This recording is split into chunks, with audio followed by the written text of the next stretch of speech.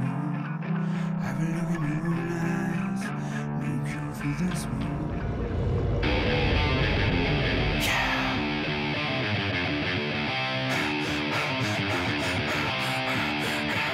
There's no cure for this one! There's no cure for this one! There's no cure for this one! There's no cure for this one! This one! This one! This one! There's no cure for this one! Hello everyone, I'm Tony Doherty and welcome to another big week of Max's Muscle TV. With the Max's Muscle Up and Maxine's Shape Up Challenge registrations opening in just over a week, we've got a big show for you tonight, folks, as we'll be taking a look at a couple of inspirational stories about two individuals who not only achieved incredible results during the challenge, but also used those awesome challenge transformations as a platform to go on to even bigger and better things. Plus, Muscle Up Master Coach Freddie Liberatore returns with the first of his challenge-centric training segments when he takes a look at the best options for cardio. It's a cracker show tonight, folks, but first up, we take our training to the next level when we shift our focus to the sport of MMA, or mixed martial arts. MMA fighters are amongst the most well-rounded and best-conditioned athletes on the planet. And tonight we go behind the scenes with Muscle TV regular and strength and conditioning coach Dirk Lamb to see exactly what it takes to train MMA at the highest level. Take it away, mate. Today's routine is a mobility and agility drill that we often use with MMA fighters or any kind of grappling or ground fighters. The objective of it is to loosen up the joints, get them into specific movement patterns in an easier way that'll help them when they get into harder forms of training. Today we've got two athletes from Brazil who are both BJJ fighters and they're also involved in MMA. The first one's Gustavo Falsaroli, who's actually a lightweight MMA champion in Australia. The second athlete we've got is Ivan Voronov. He's a brown belt and he's the head instructor here at Energy MMA.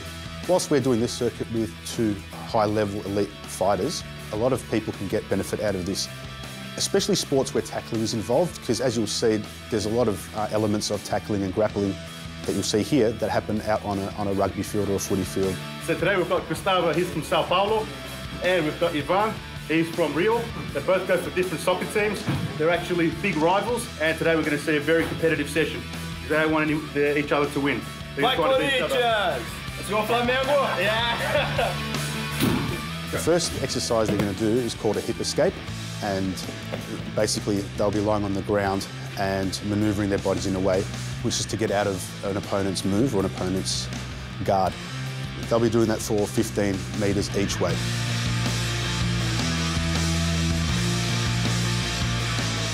From there, the guys will move into a triangle drill. In fighting, MMA and jiu-jitsu and grappling, they use a triangle to choke out an opponent. The triangle is a move where you basically throw your legs up and into a position where you can choke someone around their neck. That requires a lot of flexibility through your lower back, a lot of dynamic strength and explosive strength through your core as well. So they're going to do a triangle in exactly the same way that you would try to administer it in a fight. The third exercise they'll move on to is using a Swiss ball, and that's when they will start in a mount position where they'll be belly down and their forearms will be the only thing resting on the ball. They'll do a swift move by pushing one leg under the other leg and they'll turn back onto their back, and they'll reverse that process and turn back onto their forearms. In a lot of the fighting scenarios, you have to think a few steps ahead. So you don't just think of the movement that you're doing, you have to think of what you can follow on with. So this drill helps with doing that. You're carrying out this exercise to be able to do more moves after that. It doesn't just stop there. The fourth exercise we'll be doing is a variation of an exercise, what people would commonly know as commandos. And it's when you basically in a push-up position, but you start on your forearms and you go into a full extension.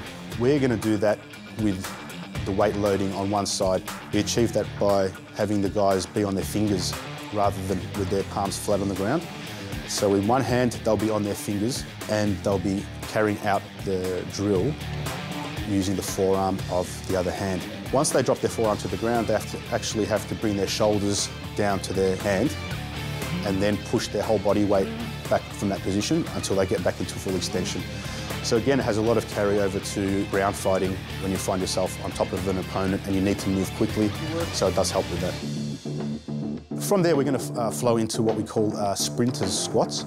The athletes will have their hands on the ground and they'll be basically pushing off their front leg, and the other leg will actually never touch the ground throughout the amount of repetitions that we're going to complete. So really you're placing all your body weight and force onto the quads and the leg muscles of the working leg. And this has a few different objectives and carryovers.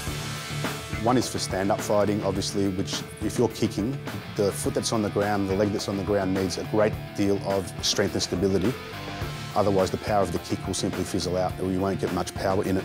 Also, that whilst you're kicking, if your opponent's going to make a move on you, you need to be able to have the balance to stay on your feet, even though you're on one foot or on one leg. Being able to exert a lot of force in an uneven manner, as this will provide, is essential.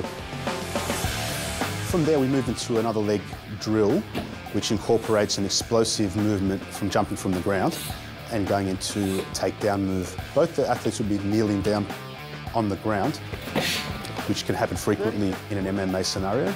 They're going to pop their hips and basically jump to their feet from that kneeling position.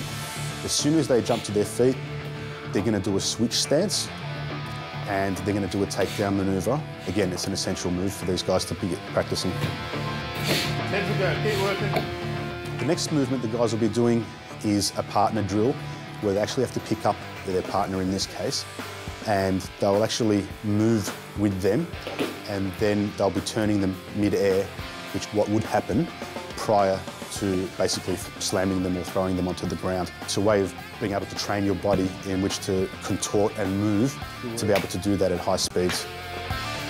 From there, we're going to move on to another ground exercise, which is a form of a leg press. The person on the ground is going to put their feet into the hips of their opponent or their partner, and he's actually going to have his entire body weight suspended, and the person on the ground will have to bear the entire weight. And from there, they'll bend their knees and move their legs up and down to be able to kick off an opponent in a real-life scenario. The next exercise we're going to do is another form of squats, what we call ballet squats. So you'll be squatting on one leg, and one leg will be out to the side straight.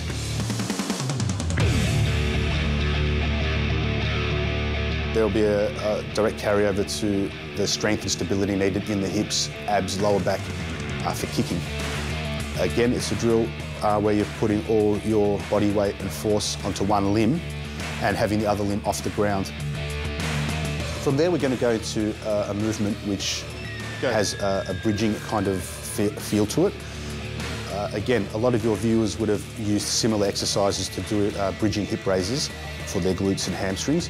With the bridging drill that we'll be doing today, it's obviously, again, one that mimics something that happens in MMA and grappling and ground fighting.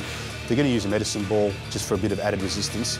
And what they're going to do is they're going to pop their hips off the ground quite forcefully, but they're also going to take the ball from one side of their body and cross it over and right around the back to the other side of their body, so one half of their back will actually come off the ground. So it involves not just a hip raise, but a twist as well. And usually that leads into other moves that they might be able to do, and allows them to get from their back onto their knees, and that might be over the top of an opponent or to scramble away.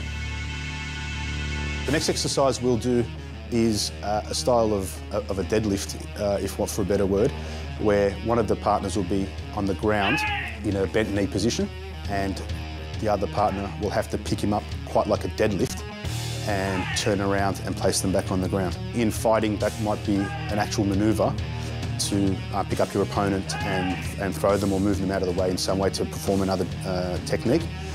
And that's by grabbing them from around the waist, obviously using your legs to pick them up, and you turn around with them and place them back. Obviously in a fight that probably will translate into some kind of throwdown or takedown or slam, or put them into another kind of position to lock them up or hold them. But today, obviously, being a training drill, we're not out to hurt each other. We're just out to try to affect the movement and work the muscles that would do that in a fight. Good work, boys. Excellent stuff. Very much. But I've got to ask you a question. Who won? Corinthians? Like Corinthians! Or Flamengo? Huh? I think we'll call it a draw. Thank you. Welcome. There's no cure for this!